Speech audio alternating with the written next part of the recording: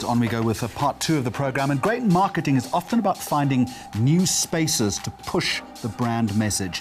And the Salon Media Group has pioneered individual digital screens featuring video and advertising material in hair salons that takes advantage of a consumer who has nothing but time on their hands. This is how it works.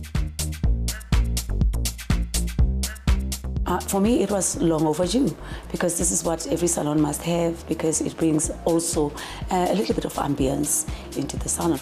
Our clients have received them very well. When they look at the screens, they find a lot of information, what sales are out there, the new movies that are coming through, and as well as the comedy, a little bit of comedy that they find there. Salon Media digital screens are really here to showcase obviously new brands that have been advertised, as well as lifestyle content to the consumer sitting inside the salon. We can boast an 85% notings in salon, which is incredibly high for any brand wanting to advertise in this environment. We are very cost effective. The one thing about salons is we don't have high reach. On average, each salon sees about 950 customers per month. You know, the audience that are sitting here for 3 to 4 hours, they've got the disposable income. You know, it's not cheap to get your hair done these days. It's really expensive. And, you know, I think it's something also really important about Salon Media. One of our biggest benefits is you trust your stylist. So if you're sitting there and you're watching commercials and advertising on the screens, and you speak to your stylist about it, which is natural to do when you're having your hair done, you do speak to your stylist, and they can actually become brand ambassadors too for any brand that's advertising in this space. All right, that's a good idea, isn't it? Now, the magazine sector is tough and it's an oversaturated market. So why publish another one? Well, Nawaal Nolwazi Mdluli is the founder and editor of Essence of Africa magazine. There's the debut title, a title specifically aimed at African women. But here's the question. What is the key differentiator? A very warm welcome and thanks for joining us. You didn't have to get dressed up for the show. I just wanted to do this just to remind you that we are in Africa and it feels good to be in Africa. I feel very underdressed. Where's the market gap here? Well, I think the gap, knowing very well, if you just do a quick scan of the market, you look at our publications, we've got absolutely, you know, beautiful magazines out there, you know, but there is a gap. And the gap is so simple, and it saddens me every time when I sort of like think about it. You look at the South African population, look at the African population. There is a huge gap for a black African content. And that builds, you know, to now taking the whole issue around conversations. I always say every woman has got a story to tell. Every woman has got a journey to talk about and let other women learn from her, from her sister's journey.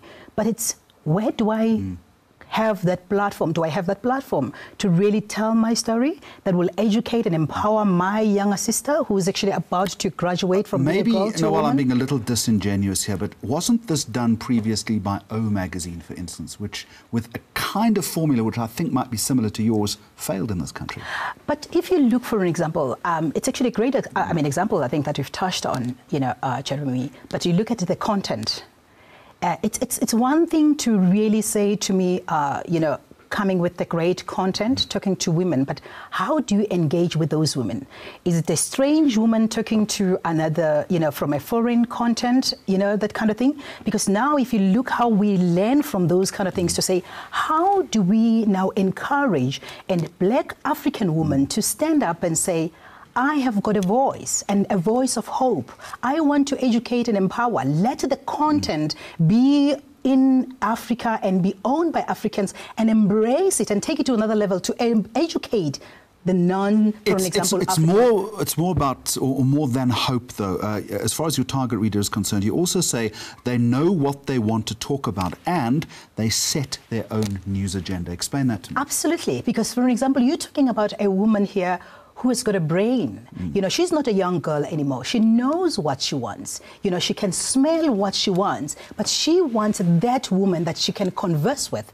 And hence the birth of a magazine like this to say, here is a sister with her own footprint that you can now rely on and engage as a woman to say, I can tell my story. Can I have a platform where I can communicate my story to educate other women? Here's edition number 1, and congratulations on it. It's your baby. What do we find between the covers? What highlights should we be looking at? The highlights that are there are very just clear. It's all about a journey of a woman, you know, embracing that chicness, that contemporary continental content of a woman. So it's a whole, you know, cycle or cycle of life about this woman who says, engage with me. You know, I am a woman and you can learn from me. All right, you're very bullish about magazines, obviously, but let me put to you that the future isn't between pages, the future is on the screen. Absolutely.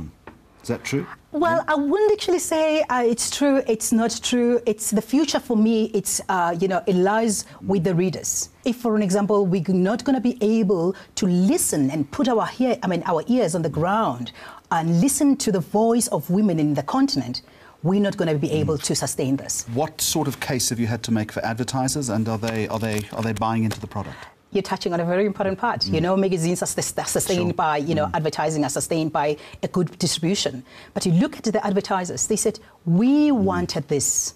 You know, because in most cases, we become very apologetic, Jeremy. You know it, when it comes to us, you know, communicators, media houses. When you talk black, do we really have to say really black? But you look at people that own the products, they're very straightforward. I want a black reader, you know, I want a black audience. They're not apologetic about it. But when it comes to me and you, we always like try to, you know, sugarcoat it. Yes, it's for women, but immediately when you want to say black, you want to polish it. As far as money is concerned, advertisers don't know colour at all. The magazine is called Essence of Africa. Nawaal Nolwazi Mdluli, good luck to you, and I hope it succeeds. Now, the ice cream brand Magnum celebrating 25 years in business and has marked the occasion by trying to boost the brand's appeal to a more premium market. Correspondent Yashni Padiachi has the scoop. In fact, she has more than one scoop. Glitz, glamour, and ice cream. Magnum pulled out all the stops for its 25th birthday as it looks at changing its market position in South Africa. One of the ways it's doing this is by partnering with other high-end brands. Magnum South Africa is part of a big international campaign where ice cream teams up with fashion and a celebrity. So they've done it with Kylie Minogue and Dolce & Gabbana, they've done it with Zach Poson, they've done it with Henry Holland in London. So it's a big international campaign, and I'm so honored that they have picked me in South Africa to do the chocolate-inspired dress. The special dress that was created was worn by one of the country's most recognized faces. Magnum is one of the, you know, the top luxurious premium brands in the world. It represents, you know, sexiness, it represents pleasure seekers, it represents excellence, it represents people who are, you know, in the higher LSM, the higher slice of life. And I mean, that's me. But the cherry on the top is the pop-up store in Johannesburg, helping consumers create their own decadence. Choosing a flavored ice cream and picking your own toppings is a concept that's familiar to South Africans, with several frozen yogurt stores already beating Magnum to the punch. So is this brand just piggybacking off an already successful idea, or does it really have something different to offer? Well, it appears so. The store's become so popular, it's had to extend its opening hours to 7 days a week. Consumers have until the 24th of December to satisfy that sweet tooth. Yashni Padiachi for Mags on Media. Now, more brand celebration to come on Mags on Media as we look at an epic fail turned epic victory for an aspiring singer. And foodies, stay tuned as we show you the winner of the Sunday Times Food Weekly Cookbook of the Year competition.